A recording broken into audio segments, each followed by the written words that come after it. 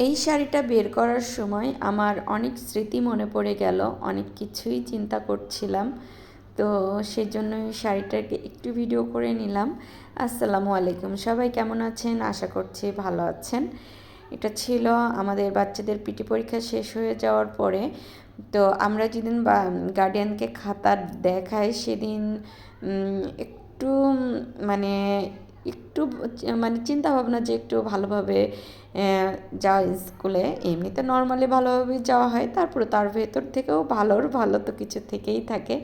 সব ভালোই তো ভালো না, ভালোরও ভালো থেকে যায়। তো সেজন্য আর কি এই লাল শাড়িটা দেখে ভাবছেন যে এটা ভালো কী করে হলো, এটা কি কোনো বিয়ের অনুষ্ঠানে যাচ্ছে নাকি? আসলে এই শাড়িটার ভিতরে অনেক স্মৃতি আছে। আমি এই স্কুলে যখন 2021 সালে জয়েন করি, তো 21 সালে 22 সালে তো ওয়ানের বাচ্চারা আমার কাছে আসে। তো 22 সালের লাস্টে যখন ক্লাস পার্টির দিনে হঠাৎ করেই অপ্রত্যাশিত এই গিফটটা আমি বাচ্চাদের কাছ থেকে পেয়েছিলাম। তো আমি ওদের প্রথম পরীক্ষার দিন এটা পরে গিয়েছিলাম, তারপর ওভাবেই ছিল। তো অনেক দিন পরে মনে হলো যে না, শাড়িটা তো দিয়েছে যদিও লাল হয়েছে।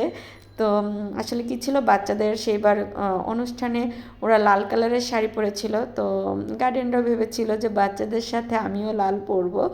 তো যাই হোক, ক্লাস পার্টির দিনে তো পড়া হয়নি, এটা পরবর্তী দিন পরীক্ষার দিন পড়েছিলাম। আর ওইবার ছিল প্রথম আমার, মানে এই স্কুলে জয়েন করার পরে প্রথম বাচ্চাদের সাথে কানেকশান, মানে ওই বাচ্চারাদের সাথে নিজের অনেক কিছুই থেকে যায় না, যে অনেক স্মৃতি। প্রথম স্মৃতিটা আসলে কেউ ভুলতে পারে না সব ক্ষেত্রেই। তা এই স্কুলের প্রথম স্মৃতি ছিল ওরাই। তো ওদেরকে আসলে কখনোই ভুলতে পারবো কিনা, আমি যখন আগে জব করতাম সেই বাচ্চাদেরকেও যেমন ভুলতে পারিনি। আগেও আমি স্কুলে জব করতাম, একটা প্রজেক্টের স্কুলে।